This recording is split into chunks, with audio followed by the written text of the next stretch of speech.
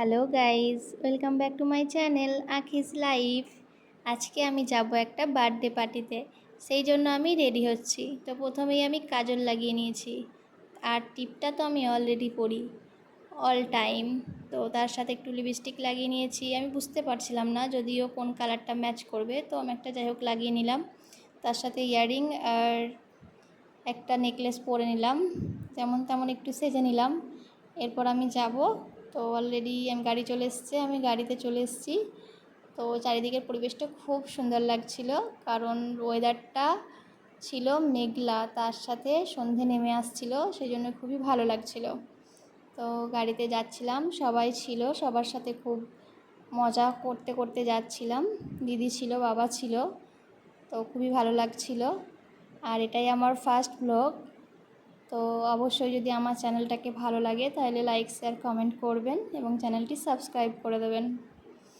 তো অলরেডি মাঝপথে যেতে যেতে দেখলাম বৃষ্টি অলরেডি আসছে, তো বৃষ্টি চলেও এসেছে। তো জানলার কাঁচগুলো আমি একটু বন্ধ করে দিলাম, কারণ ভিতরে বৃষ্টির জল ঢুকে যাচ্ছিল। তো তারপরে আমি আর বাবা দুজন মিলে এই যে বললাম চলে এসেছি। তারপর আর যেতে চলে এলাম অলরেডি। আসার পর চারিদিকটা একটু দেখে নিলাম, তারপর এন্ট্রি নিলাম। তো এই যে আমার লুক, আমি এই লুককে চলে এসেছি, মেকআপ খুব একটা করিনি। আর এই যে আমাদের বার্থডে গার্লকে খুব কিউট লাগছিল, ওর জন্য সবাই দোয়া করবেন। So mist cute. এরপর আমি চলে গেলাম সোজা রুমের ভিতরে। তো এখানে দেখলাম অনেক খাবার আইটেম করেছে, তো আমার প্রিয় খাবারগুলোও এর মধ্যে রয়েছে দেখলাম। তো আমি আর লোভ সামলাতে পারলাম না, 4-5টা ঘুরে দেখে নেওয়ার পর স্টার্ট করে দিলাম। তো প্রথমেই আমি একটু মকটেল খেয়ে নিলাম। তো মকটেলটা খুবই ভালো লাগছিল খেতে।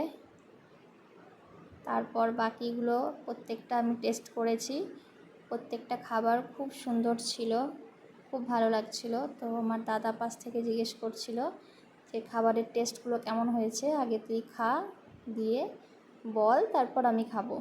তো একটু পরিচিতি সবার সাথে করে নিলাম। তো এই যে দিদিগুলোও ছিল, দিদিগুলোও খুব ভালো, ওদের সাথেও পরিচয় করলাম। তারপরে আবার নেক্সট টাইম আবার চলে গেলাম আমি। আর এই যে আমাদের বার্থডে গার্ল এখন মকটেল খাচ্ছে আর গল্প করছে। তারপর আমি লোভ সামলাতে পারলাম না, ফুচকা স্টলে চলে গেলাম। অলরেডি আমি 10টা ফুচকা খেয়ে নিয়েছি। তো আরও খাবার ইচ্ছা ছিল, কিন্তু দেখলাম না, সেই জন্য বাকি খাবারগুলো খেতে হবে, তাই চলে গেলাম আমি মোমোর দিকে।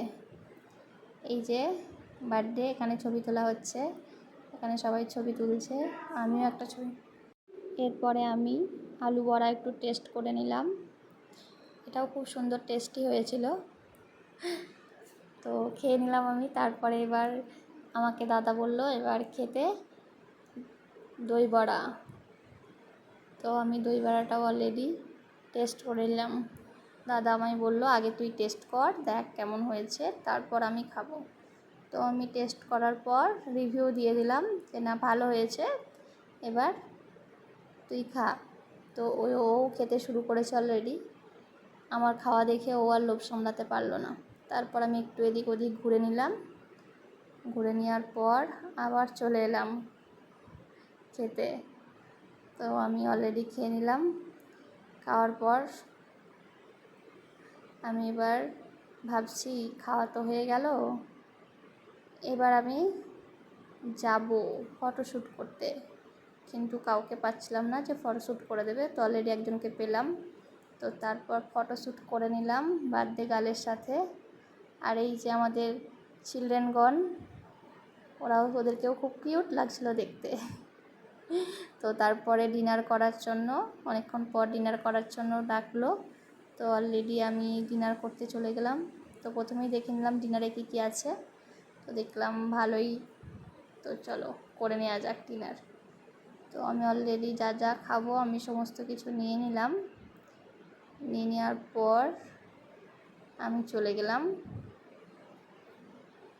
খেতে। তো এই প্লেটটাতে আমি নিয়েছিলাম, বাট এই প্লেটটা আমি খাইনি, কারণ এই প্লেটটা দাদা চাইলো, তাই দাদাকে দিয়ে দিলাম। তো আমি অন্য একটা প্লেট নিয়ে জাস্ট খেয়ে নিলাম। খুব টেস্টি হয়েছিল খাবারগুলো। তো গাইজ, আবার নেক্সট ভিডিওতে দেখা হচ্ছে। Tata, bye bye.